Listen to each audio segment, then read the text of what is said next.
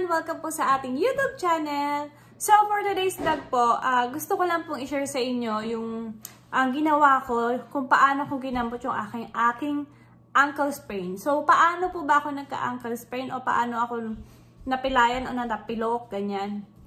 So, anong nangyari po, na-miss ko yung isang step sa hagdan. So, yun, nangyari po, nagkaroon ako ng ankle sprain. So, ano po yung unang ginawa ko? Kumuha po ako ng yelo, nilagay ko po dito sa bag na to. Ayan.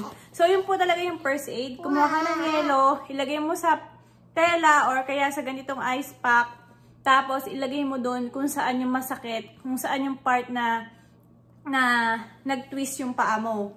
So, una po is yung kaliwang paa ko yung na-ankle sprain. Tapos, nung sumunod, itong last is yung kanan naman. Hindi ko alam kung ba't suki ba ako noon.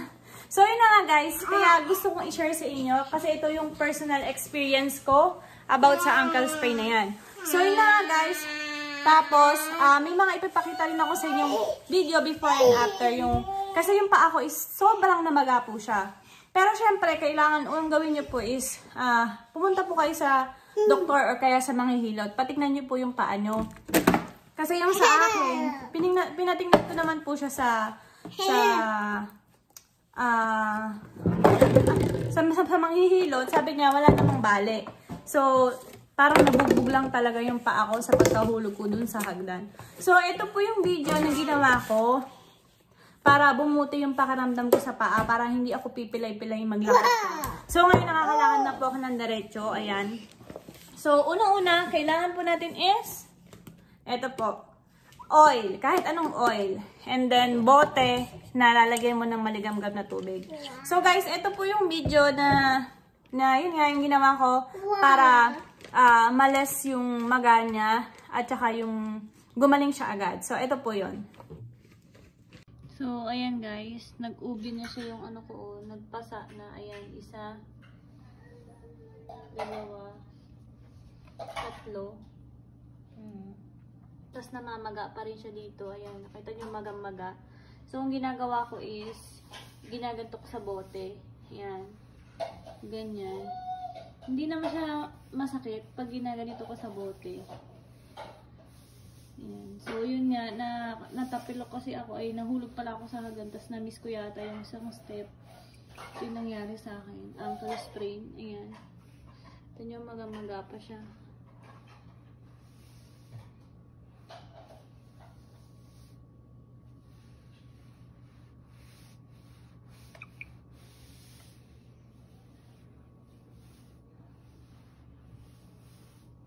By the way, yung gamit ko pala guys na yung dito sa bote, maligamgam na tubig.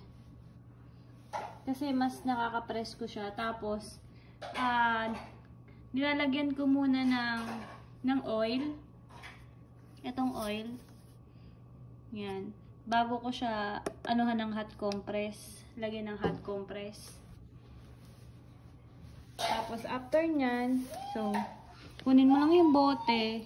Tapos, i-hot compress mo din yung mga namamaga. Ganyan yung ginagawa ko. Ayan o.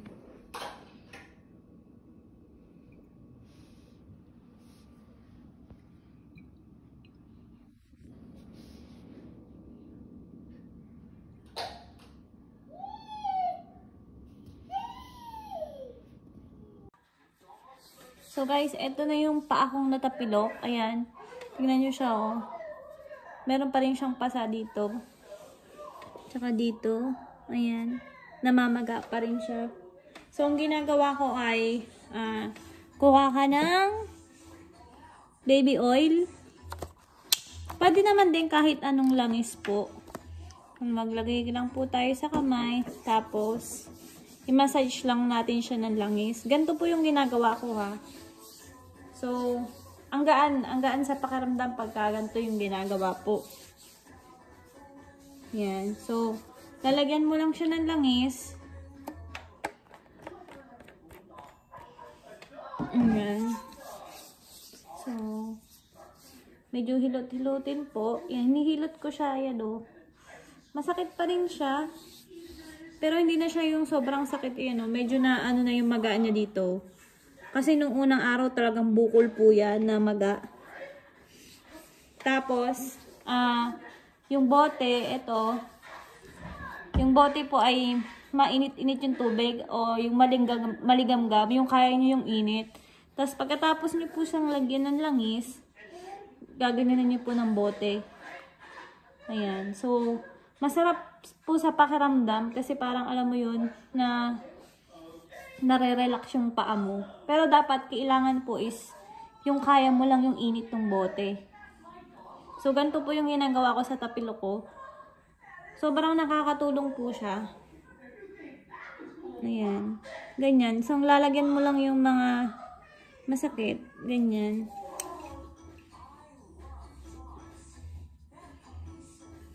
Mainit po itong bote ko. Hindi naman sobrang init. Yung kaya ko lang yung init po niya. Huwag nyo nang pansitin tong cuticle ko. Hindi ko pa natatanggal. Ayan. So, tingnan nyo siya, oh.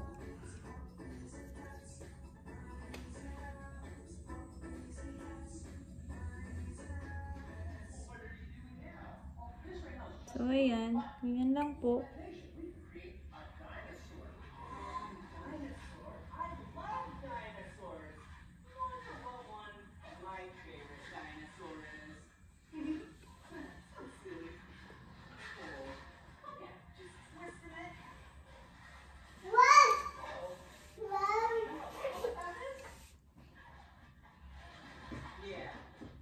Ito na yung pangatlong araw na ginagawa ko po ito. Nilalagyan ko ng langis yung paa ko bago ko pagulungan ng bote na maligamgam. Pero nung unang araw, ang ginamit ko is, nung unang tapilok ko po, ginamit ko is yelo. Kumuha ko ng yelo, ice cube, tapos nilagay ko siya sa isang lagayan. Ayan.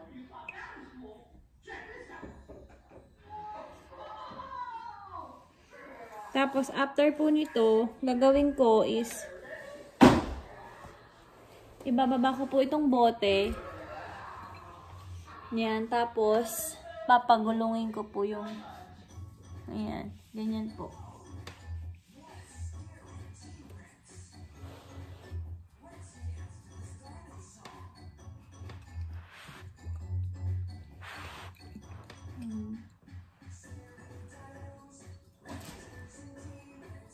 Kahit anong bote po pwede, basta pabilog.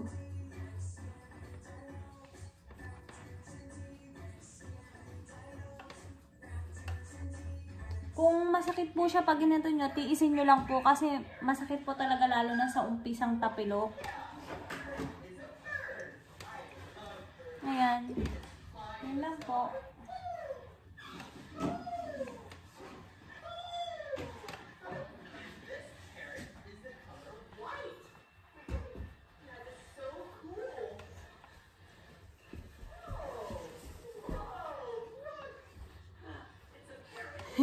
Ayun yung anak ko, oh. Hi! Sumisilip po, oh. So, guys, ito na po yung paa ko na tapilok. Diba nung nakaraan, ayan, may ano siya dito, pasa. Ito, dito, ayan, pawala na. Tapos, ito, may konti na lang. Tapos, dito sa side, ayan, may konti pa siya, ayan, oh. Pero pawala na rin. So, magaling na siya. Medyo masakit na lang po. So, kapag tatapilo kayo, gawin nyo lang po yung ginagawa ko. Ayan. So, pahiran nyo ng oil. And then, kuha kayo ng bote. Ayan. Ganun lang po.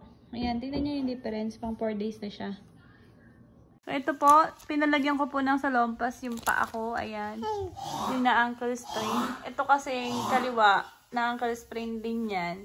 So, medyo matagal na siya. Ito yung pinakabago. Kaya nilagyan ko parehas. Tingnan natin kung effective. So guys, ito po yung luya. Ayan. So kailangan medyo mainit-init po siya. Bahala po kayo kung gaano kainit. Tapos, lalagyan po natin ng oil. Ayan. So, lalagyan ko na lang yung paa ko. Lalagyan ko ng oil. Ayan. Tapos, lalagyan natin ng tela, pambalot. Saliman na po natin yung mga luya.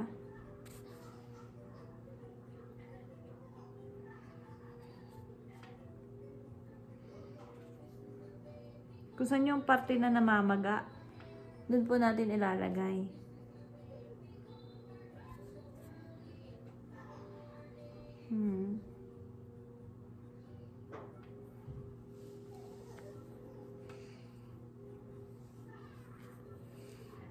Tapos ngayon, ibabalot na po natin siya.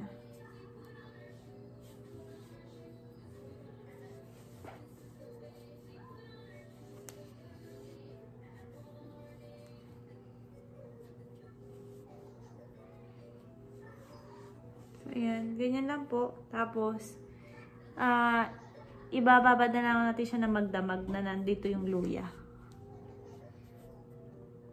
So, ayan nga po yung video na yon. Sana po nakatulong sa inyo. So, napakadali lang po siyang gawin, guys.